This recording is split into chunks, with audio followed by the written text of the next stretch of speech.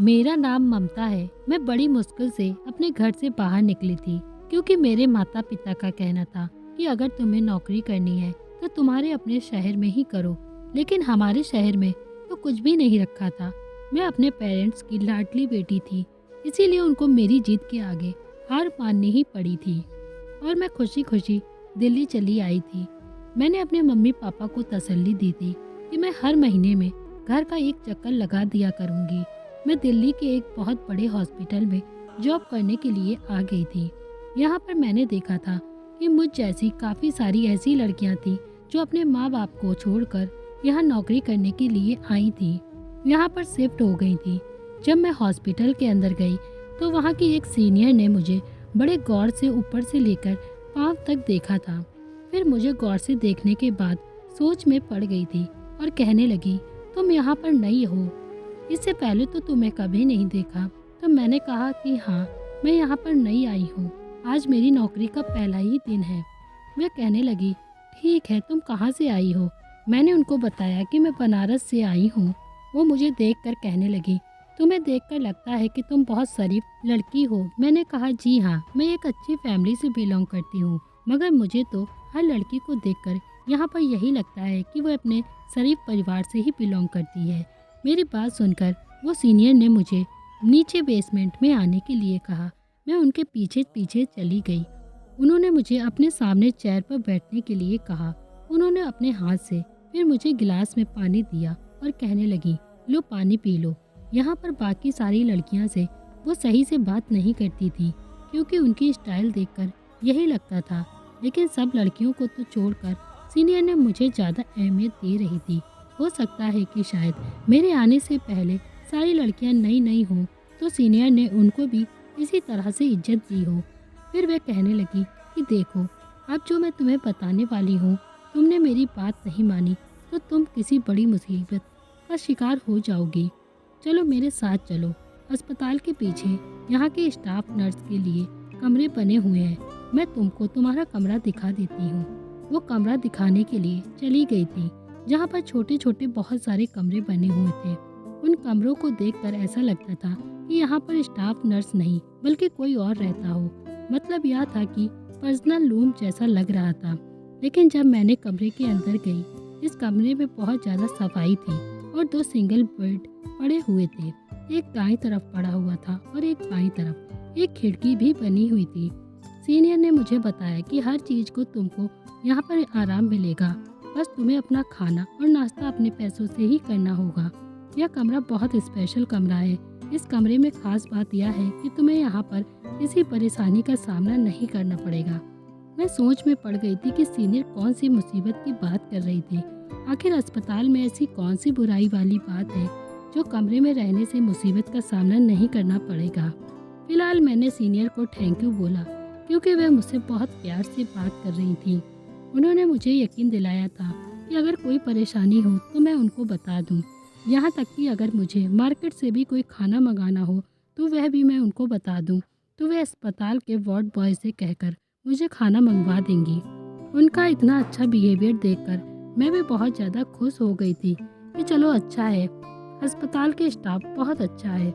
लेकिन ऐसा नहीं था। वो नर्स हर लड़की के साथ इसी तरह से पेश नहीं आती थी, बल्कि उनका बिहेवियर सिर्फ मेरे साथ ही अच्छा था, क्योंकि बाकी सबके साथ वो बहुत सख्त और कड़क बिहेवियर रखती थी। उनके जाने के बाद मैं तो चारों तरफ से कमरे को देखने लगी। कमरा सच में बहुत अच्छा था और उसमें साफ सफाई भी बहुत थी। मैं अपने घर से बेडशीट लेकर आई थी, इसीलिए मैंने पुरानी बेडशीट उतार दी, अपनी बेडशीट बिछा रही थी। तभी अचानक फिर से सीनियर कमरे के अंदर आ गई। वो मुझे इस तरह से देख रही थी जैसे वे काफ़ी टेंशन में हो।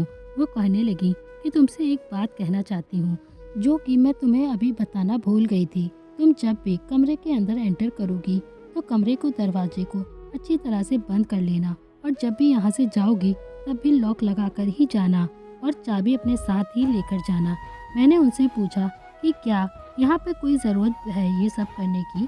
तो वह कहने लगी, मैंने जितना तुमसे कहा है बस उतना ही करो। अगर तुमने मेरी बात नहीं मानी तो मुझसे बुरा कोई नहीं होगा। मैं तुमसे शराफत से पेश आ रही हूँ तो इसका मतलब यह नहीं है कि तुम मुझसे उल्टे सीधे सवाल करो। इतना कहकर सीनियर चली गई थी। वो बहुत ज़्यादा गुस्सा होकर चली गई थी और मुझ पर भी अपनी कड़ी नज़र रखे हुए थी। जब यहाँ से कोई डॉक्टर छुट्टी पर होता था तो डॉक्टर की जगह पेशेंट को सीनियर ही देखा करती थी। मैं यहाँ पर जब से आई थी, सावधान तो मैं पहले से ही थी, लेकिन अब मुझे और ज़्यादा घबराहट होने लगी थी। दिल में सोचने लगी थी कि आखिर क्यों वो सीनियर मुझे देखकर ऐसा लग रहा था जैसे मुझ पर बड़ी एहसान कर रही है। मुझे पता चला था कि यह मेरी गलतफहमी थी। मैं काम से जब दोबारा बिजी हो गई थी तो थोड़ी देर के बाद जब मुझे याद आया तो मैंने जल्दी से दरवाजे को अंदर से लॉक कर लिया था। और ऐसे ही अब मुझे यहाँ अस्पताल में आए हुए 1 महीना पूरा हो गया था। आज न जाने क्यों मुझे बहुत ज़्यादा डर लग रहा था अपने कमरे में, क्योंकि इस कमरे में तो बिल्कुल मैं आज अकेली थी। ऐसे कभी कदार मेरी फ्रेंड सुमन मेरे साथ लेट जाया करती थी। लगभग 3 बज चुके थे, लेकिन मुझे अभी तक नींद नहीं आ रही थी। मैं मोबाइल इस्तेमाल करके अपना टाइम पास कर रही थी। मेरे कमरे में एक छोटी सी खिड़की बनी हुई थी कि बाहर आसानी से मैं देख सकती। थोड़ी देर गुजरी थी कि अचानक मुझे बाहर से किसी के बोलने की आवाज़ आने लगी थी, लेकिन यह आवाज़ कुछ लड़कों की लग रही थी और किसी लड़की की भी थी, जैसे बाहर कोई भी लड़की हो जो किसी से बातें कर रही हो। अब मुझे सीनियर मैडम की बात याद आ रही थी। हो सकता है कि यह लोग चोरी करने के इरादे से ही यहाँ पे घूम रहे हों।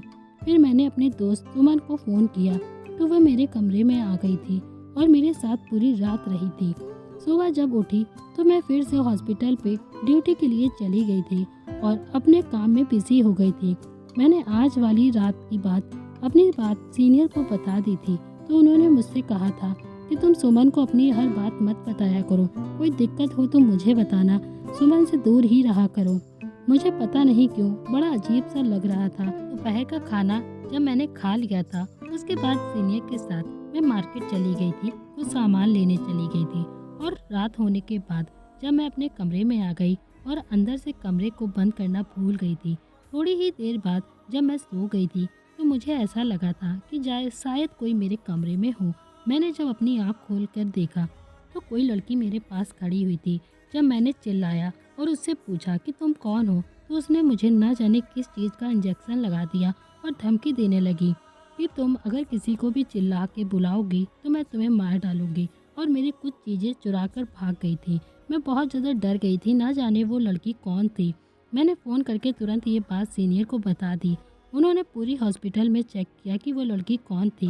वो लड़की मेरे कमरे में चोरी करने के लिए आई थी, तो उसने मुझे किस चीज़ का इंजेक्शन लगाया था मुझे कुछ नहीं समझ में आ रहा था कि ये बात मैं अपने माँ बाप को कॉल करके बताऊं या नहीं, क्योंकि मैं ये बात कॉल करके बता सकती थी, लेकिन मैं अपनी फैमिली वालों को परेशान नहीं करना चाहती थी, इसीलिए मैंने उनको कुछ भी नहीं बताया। जब मैं अपने कमरे में आई तो मुझे ऐसा लगा जैसे किसी की नज़र मुझ पर लगी हुई है, जैसे कि अभी कोई मुझ पर घूर घूर कर देख रहा है। मैं अपने आप को बहुत बुरा भला कहने लगी थी कि गलती तो मेरी ही थी जो मैंने सुमन के बात पर भरोसा कर लिया था, क्योंकि अगर उसने मुझसे ना कहा होता कि वह कमरे में आएगी तो मैं अपना कमरा खोल के नहीं सोती और बंद करके ही सोती। तभी फिर से मेरे कमरे में दरवाजे पर किसी ने खटखटाया। मैं दरवाज़ा नहीं खोलना चाहती थी, लेकिन बाहर से आवाज़ आई थी कि दरवाज़ा खोलो, मैं सुमन हूँ। मैंने दरवाज़ा खोला तो सुमन सामने खड़ी हुई थी। मैंने कल वाली बात सुमन को बता दी थी कि कल मेरे साथ ऐसे ऐसे हुआ था। तुम्हें पता है, मेरे कमरे में एक लड़की आई थी जो दूसरी थी और उसने मेरा सामान चोरी कर लिया था। साथ ही साथ मुझे जान से मारने की धमकी भी दी थी और वह मुझे ना जाने किस चीज़ का इंजेक्शन लगाकर चली गई है, जिसके बाद मैं बेहोश हो गई थी। लेकिन मुझे सुमन ने उसके बाद कुछ ऐसी बात बताई, उसे सुनकर तो मेरे होश ही उड़ गए थे। सुमन कहने लगी, तुम पागल हो गई हो क्या? तुम ये सारी बात सीनियर मैडम को क्यों बता दी? यह कहते हुए वे कमरे के अंदर आ गई और बेड पर बैठ गई। उसने मुझसे कहा कि दरवाज़ा बंद कर दो ताकि कोई अंदर ना आ सके। मैंने दरवाजे को अच्छे से अंदर से बंद कर दिया और मैं उसके बराबर में जाकर बैठ गई। सुमन कहने लगी, तुमने बिल्कुल भी बच्चों वाली हरकत की है। मैंने नहीं सोचा था कि तुम इतनी बड़ी बेवकूफ़ निकलोगी। मैं बड़ी ही हैरानी से उसकी तरफ देख रही थी कि तुम यह कैसी बातें कर रही हो। सुमन, तुम मुझे बेवकूफ़ कह रही हो। अगर मैं यह बात सीनियर मैडम को नहीं बताती तो फिर क्या करती, छुपा लेती इस बात को? मैंने कहा, तुम्हें पता भी है उस लड़की की नीयत क्या थी। वे कहने लगी, हाँ मुझे पता है कि उसकी नीयत क्या थी। सुमन के ये मुंह से बात सुनकर मुझे बहुत ही ज़्यादा हैरत का झटका लगा था कि मैंने उससे कहा कि तुम्हें ये कैसे पता है। मैंने कहा, सुमन, इसका मतलब तुम्हें यह सब कुछ पता है और तुम उस लड़की को भी अच्छी तरह से जानती हो। अगर तुम्हें उस लड़की के बारे में सब कुछ पहले से ही पता था तो फिर तुमने मुझे बताया क्यों नहीं? बताओ मुझे, फिर वे मेरे कमरे में क्यों आई थी? और तुम्हें पता था कि वे मेरे कमरे में आने वाली है तो तुमने उसे रोका क्यों नहीं? सुमन कहने लगी, देखो मैं जानती तो सब कुछ हूँ, लेकिन मेरा इस काम में कोई भी हाथ नहीं है। आज मैं नौकरी छोड़कर यहाँ से जा रही हूँ क्योंकि मेरी फैमिली वाले चाहते हैं कि वे मेरी शादी अब करा दें, इसीलिए मैं यहाँ से जा रही हूँ। तुम एक अच्छी फैमिली से बिलोंग करती हो, एक अच्छी लड़की हो, तुम भी यहाँ से चली जाओ। मैं नहीं चाहती कि जिस तरह से मैं इस दलदल में फंस गई थी तुम भी इसी तरह से इस दलदल में फंस जाओ, इसीलिए मैं तुम्हें यहाँ से नौकरी छोड़कर चले जाने की राय दे रही हूँ। इसी तरह से तुम्हारी भलाई होगी। इतना कहकर वे मेरे कमरे से निकल गई थी और मैं बहुत ज़्यादा हैरान और परेशान होकर अपना सर झुकाकर बैठी रह गई थी। सुमन के कहने का क्या मतलब था कि मैं किस दलदल में फंस चुकी हूँ।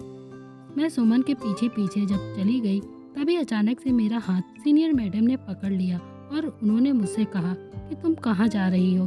जब मैंने सीनियर मैडम की नज़रों में देखा तो उनकी नज़रों में बहुत ही ज़्यादा गुस्सा था। वह कहने लगी, तुम्हें मैंने मना किया था ना कि तुम इस लड़की से ज़्यादा बातचीत मत किया करो। यह अच्छी लड़की नहीं है और अभी भी तुम इसके पीछे पीछे भागी चली जा रही हो। अब तुम कहाँ जा रही हो? इसके पीछे क्यों जा रही हो? तो मैंने कहा कि मैडम, सुमन यहाँ से नौकरी छोड़कर जा रही है, उससे मैं पूछने जा रही हूँ कि वे फिर मुझे किस दलदल में फंसने की बात कर रही थी। तो सीनियर मैडम मुझ पर बहुत ज़्यादा चिल्लाते हुए कहने लगी, सुमन ने तुमसे कहा है कि तुम यहाँ से चली जाओ। तो मैंने बड़े भोलेपन से सीनियर मैडम को कहा कि हाँ मैडम, सुमन ने ही मुझे यहाँ से जाने के लिए कहा है। वो कह के गई है कि मैं इस दलदल में फंस चुकी हूँ। तो वह कहने लगी कि अब चलो, मेरे साथ चलो। तुम जैसी पागल लड़कियों को समझाना बहुत ही ज़्यादा मुश्किल होता है। रात को कमरे से मत निकलना, ये मैंने तुम्हें कहा था कि तुम अपने कमरे में आराम करने के लिए जाओ। तुम्हारे कमरे से भेजा था। अभी भी तुम्हें सुमन की हकीकत बताती हूँ। सुमन को यह नहीं पता था कि मैं उसके पीछे आ रही हूँ। सीनियर मैडम मुझे अस्पताल के पीछे वाले रास्ते की तरफ लेकर चली गई और वहाँ हम लोग एक दीवार के पीछे खड़े हो गए। सीनियर मैडम ने मुझसे कहा कि तुम सुमन की हकीकत अपनी आंखों से देख लो और अपने कानों से सुन लो, तुम्हारी सब कुछ समझ में आ जाएगा। मैंने देखा सुमन वार्ड बॉय से कुछ बातें कर रही थी। मैंने अपना काम कर दिया है, उस लड़की का मोबाइल भी चुरा लिया है और उसका क्रेडिट कार्ड भी साथ ही साथ उसे इंजेक्शन भी लगा दिया है। अब जब रात होगी तो उस लड़की को ड्रग की बहुत ज़रूरत होगी। जब उसे ड्रग की कमी लगेगी तो वो बेचैन हो जाएगी और फिर वे तुमसे कांटेक्ट करने की कोशिश करेगी और कहेगी कि मुझे उस लड़की के पास लेकर चलो जिसने मुझे इंजेक्शन लगाया था। बस इसके बाद क्या है, उस लड़की को हम लूट सकेंगे। इसको ड्रग की इंजेक्शन दे देकर इसे पागल बना देंगे और इससे हमेशा पैसे लेते रहेंगे। सुमन कहने लगी कि इस पागल लड़की ने सीनियर मैडम को मगर सब कुछ बता दिया है। तो मैंने उससे कहा कि मैं अपनी नौकरी छोड़कर जा रही हूँ। वो लड़की बहुत हिम्मत वाली है मगर वह शांत तो बिल्कुल नहीं बैठेगी। मैंने अंशिका से कहा था कि उसे बहुत प्यार से बात करे, लेकिन अंशिका ने उसे चाकू दिखाकर डरा और धमका दिया। मुझे पता है कि यह लड़की एक अमीर पिता की बेटी है।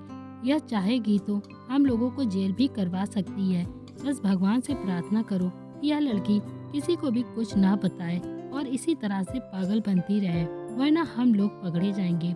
वार्ड बॉय कहने लगा कि तुम फिक्र मत करो, फिर उस लड़की के पास कोई सबूत भी तो नहीं है जिसकी वजह से वे हमें पकड़वा सकेगी। वे दोनों थोड़ी देर तक इसी तरह से बातें करने के बाद वहाँ से चले गए थे और मैं उनकी सारी बातें सुनकर बहुत ही ज़्यादा हैरान हो गई थी। मुझे ऐसा लग रहा था जैसे मुझे अपना होश ही नहीं है। सीनियर मैडम ने कहा कि देख ली, तुमने अपने कानों से सुन भी लिया ना सब कुछ। सीनियर मैडम ने मेरा हाथ पकड़ा और मुझे सीधा मेरे कमरे में लेके चली गई। वह कहने लगी कि अब बताओ, यही वजह है जो मैं तुम्हें लोगों से दूर रहने के लिए कहती थी और उस सुमन से भी। मैंने सीनियर मैडम की तरफ देखा और उनसे कहा कि जब आपको सारी बातें पहले से ही पता थी तो आपने इन लोगों के खिलाफ कोई भी एक्शन क्यों नहीं लिया है। तो वे कहने लगी कि मैंने कई बार यहाँ पर एक्शन लेने की कोशिश की थी, लेकिन यहाँ के कुछ नर्स के साथ साथ यहाँ के कुछ डॉक्टर्स मिले हैं। उन लोगों ने मुझे धमकी दी थी कि अगर तुमने किसी को भी कुछ भी बताने की कोशिश भी की तो तुम अपनी नौकरी से हाथ धो बैठोगी। और सच कहूँ तो मैं इस नौकरी को बिल्कुल भी नहीं छोड़ना चाहती थी, क्योंकि मैं यहाँ पर बहुत मजबूरी में काम करती हूँ। मैं गांव से डॉक्टर बनने के लिए यहाँ पर आई थी, लेकिन मैं डॉक्टर तो ना बन सकी, पर डॉक्टर के मुकाबले की एक नर्स जरूर बन गई हूँ।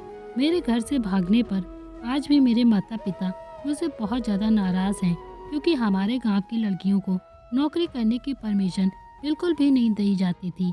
मैं अपने घर वालों के और गांव वालों के खिलाफ जाकर नौकरी करने के लिए यहाँ पर आई थी, इसीलिए इतने सालों से भी यह सब कुछ देख रही थी। मैंने उनसे कहा कि अब मुझे क्या करना चाहिए, तो वे कहने लगी कि तुम एक अमीर परिवार से बिलोंग करती हो, तुम्हारे पास तो बहुत पैसा है ना, तो मैं तुम्हारी मदद करूँगी ड्रग वाले ग्रुप को पकड़वाने के लिए। तो मैंने कहा वह कैसे हो सकेगा। तो नर्स ने कहा कि तुम बस अपने फादर को यहाँ पर बुला लो, और मैंने मैम की बात कहने के मुताबिक ही ऐसा ही किया। मैंने अपने पापा को कॉल लगाया और यहाँ पर बुला लिया था।